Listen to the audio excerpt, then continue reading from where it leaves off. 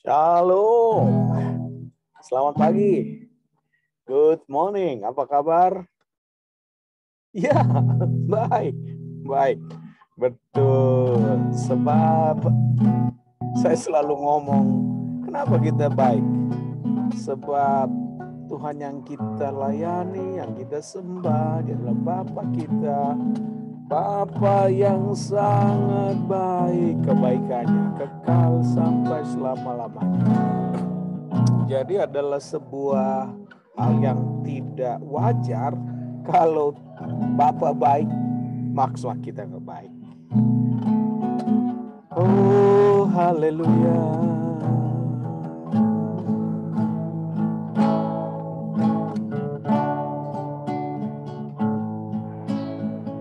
Kita nyanyi dulu yuk. Berbicara hamba mendengar, terbaruilah pola pikirku, utamakan pribadimu, mengasihimu, melayanimu.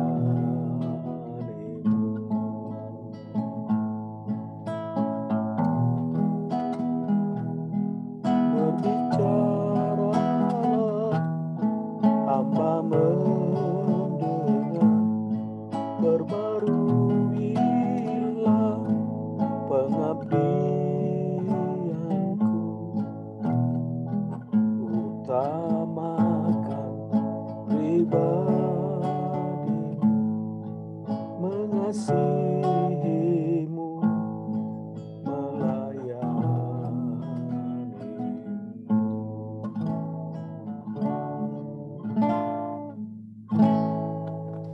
ya, bagaimana kita mengubah pola pikir? Ya, dengan mengisinya dengan firman Tuhan. Ya, karena itulah sebabnya pada hari ini saya mau membaca firman Tuhan. Dan setelah selesai kita melihat dari Mazmur 119, hari ini saya akan lanjut membaca Mazmur pasal 120. Oh, haleluya. Mazmur 120 itu sesuatu yang akan kita ambil di sana sangat luar biasa, bagaimana kita ketika berada dalam posisi atau berada di tempat yang kita sendiri ada di sana. Di tempat pengasingan.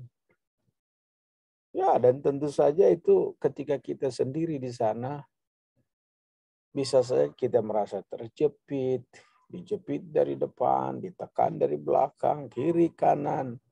Bisa saja menjepit kita. Yang saya maksud menjepit di sini bukan badannya yang kejepit. Ya, dijepit dengan kata-kata, dengan kalimat yang kadangkala ya kata-kata yang datang ke telinga kita itu kan bisa seperti pisau belati yang sangat tajam yang dapat menggores hati. Dan kalau hati sudah tergores kan bagaimana kita bisa bersukacita lagi? Ya. Kita baca aja ya supaya lebih oke. Mari kita baca firman Tuhan ini. Iya, Mazmur 120. Lembaga Alkitab Indonesia membuat judul dari perikop ini adalah Dikejar-kejar Fitnah. Nyanyian ziarah. Dalam kesesakanku aku berseru kepada Tuhan, dan Ia menjawab aku. Luar biasa ya. Sesak. Kenapa sesak ya? Karena ada yang menjepit. Dalam kesesakan berseru kepada Tuhan. dan ia menjawab aku. Oh, kaitkan dengan Matius pasal yang ke-7 ayat 7. Berserulah maka aku akan menjawab engkau.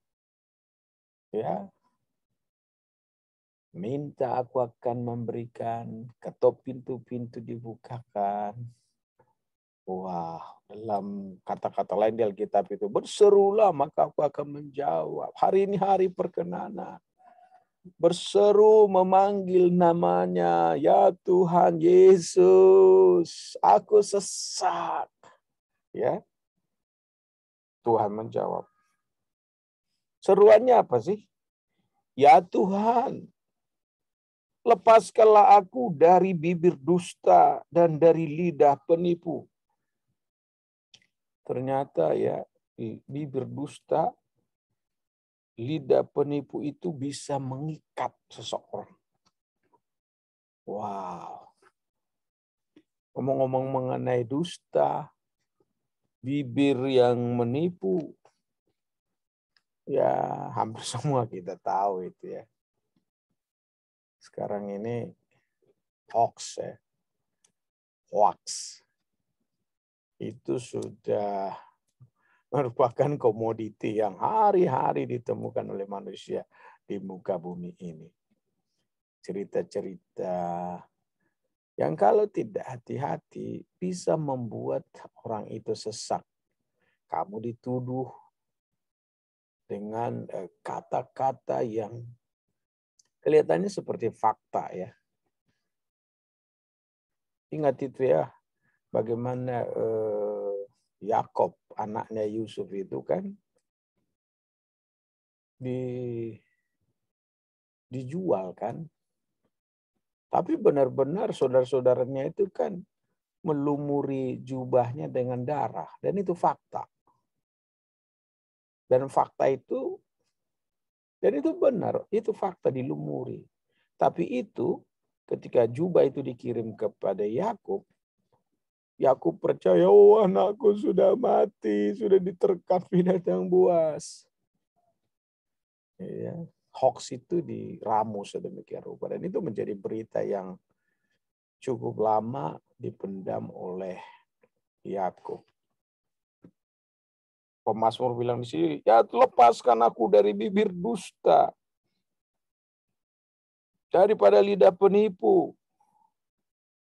Apakah yang diberikan padamu dan apakah yang ditambahkan padamu, hai lidah penipu. Memang lidah tak bertulang ya, lidah ini. Wow. Dalam kitab Yakobus dikatakan, awasi lidah, jaga lidah ya. Lidah itu bisa membakar. Kata-kata bisa mematikan. Bisa membuat orang yang tadinya ya, coba bayangkan ya kalau ada orang pergi operasi jantung. Apa yang paling kata-kata apa yang paling diharapkan oleh orang yang sedang dioperasi? Kalau misalnya dokter bilang begini, kamu nggak bisa bertahan lebih dari 1 bulan. Wah, kata-kata itu bisa membuat segalanya hilang.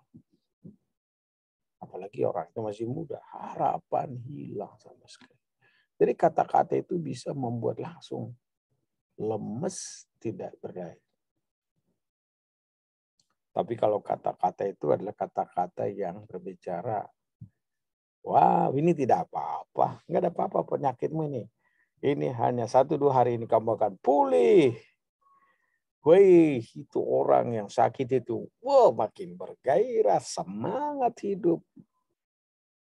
Kata-kata apa yang kamu harapkan datang? Lidah. Lidah kita ini bisa mengucapkan kata berkat, lidah kita itu bisa mengucapkan kata pengharapan, lidah kita itu bisa memberi motivasi yang menggairahkan. Tapi sebaliknya, lidah kita itu bisa mengucapkan sumpah, serapah, gosip, caci, maki, kata-kata kotor, lidah kita ini. Dan itu bisa membuat orang sesak. Tapi juga sebaliknya, kalau benar-benar bisa membuat orang diberkati. Makanya kita paham ini apa yang dikatakan pemazmur ya. Apa yang diberikan padamu dan apakah ditambahkan padamu, hai lidah penipu? Kan nggak ada.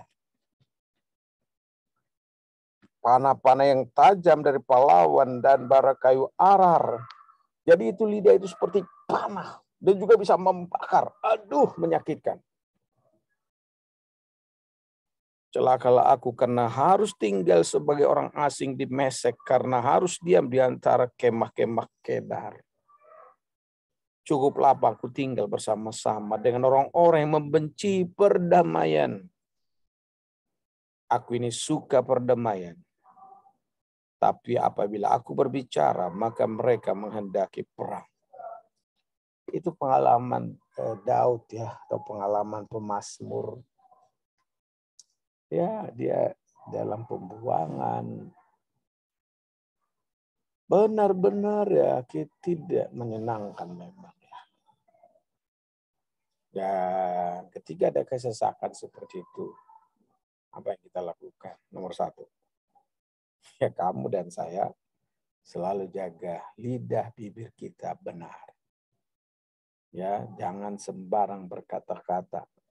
Oh ya, sekarang ini bukan hanya kata-kata lagi Pak Pendeta. Ya itu tangan kita ini juga. Ini sekarang mewakili lidah. Apa yang di pikiran ditulis dengan caci maki, ditekan-tekan di handphone ini. Aduh, berita yang bisa menyakitkan. Ya, kita jaga jemaat ya. Selalu hidup benar karena kita adalah generasi benar karena Tuhan kita benar. Selalu jaga lidah karena lidah kita itu bisa membawa berkat, tapi juga sebaliknya bisa mencelakakan. Selalu berpikir benar dan keluar kata-kata benar. Dan kalau kita berkata benar, yang lain berkati. Lalu selanjutnya kalau kita mengalami ada kata-kata tidak benar, berita-berita hoax, ya jangan langsung percaya ya. Kalau berita hoax itu ya sudahlah, masuk telinga kiri, keluar telinga kiri. Jangan pernah masukkan di hati. Kalau masukkan di hati, ya, nanti akan jadi muncul rasa yang tidak memberkati orang. Ya. Lalu bagaimana lagi? Apa yang kita lakukan lagi? Kalau ada berita hoax, ya kalau bisa diklarifikasi. Tapi belum tentu ketika kamu klarifikasi, kan belum tentu klarifikasi kita itu diterima orang. Ya sudah, yang penting kamu hidup benar, ya, nurani benar di hadapan Tuhan. Dan kalau tidak diterima, ya sudah bersyukurlah. Karena ada satu saat nanti kebenaran bukan muncul seperti terang. Dan kalau kita hidup benar, kebenaran itu memerdekakan kita. Nggak usah takut ya. Itu yang kita pelajari pada hari ini. Carilah benar, jaga lidah bibir kita, ucapkan hanya yang benar. Kalau ada hal yang salah kita terucap tanpa sengaja gimana? Ya sudah minta maaf. Katakan sama orang itu, saya nggak sengaja, itu di luar jangkauan pikiran saya. Lalu Pak, kalau dia nggak terima bagaimana? Ya sudah, yang penting kamu beres di hadapan Tuhan. Kan itu aja. Ya. Kata-kata terakhir yang saya mau sampaikan kalau ada kita dengar seperti itu, selain kita berseru pada Tuhan, ya sudah. Nggak usah kita berusaha mengubah orang lain. Ubah diri kamu sendiri, tunjukkan perubahan kamu itu akan membuat jiwamu tenang. Ya. Miliki damai sejahtera, damai di hadapan Tuhan, damai di hadapan sesama. Dan itu adalah ciri hamba-hamba Tuhan, ciri anak Tuhan. Berbahagialah orang yang membawa damai, mereka disebut anak-anak Allah. So, tetaplah setia sama firman, berucap berwacanalah sesuai kebenaran, dan hiduplah dalam kebenaran. Tuhan Yesus memberkati. Bapa, terima kasih untuk anugerah-Mu, terima kasih firman-Mu, tolong kami hidup benar, dan kami terus menjaga pikiran, lidah, bibir kami, tetap benar di hadapan-Mu, suakulah kebenaran. Dalam nama Yesus kami berdoa, kasih karena Tuhan Yesus menyertai kami. Haleluya. Amin.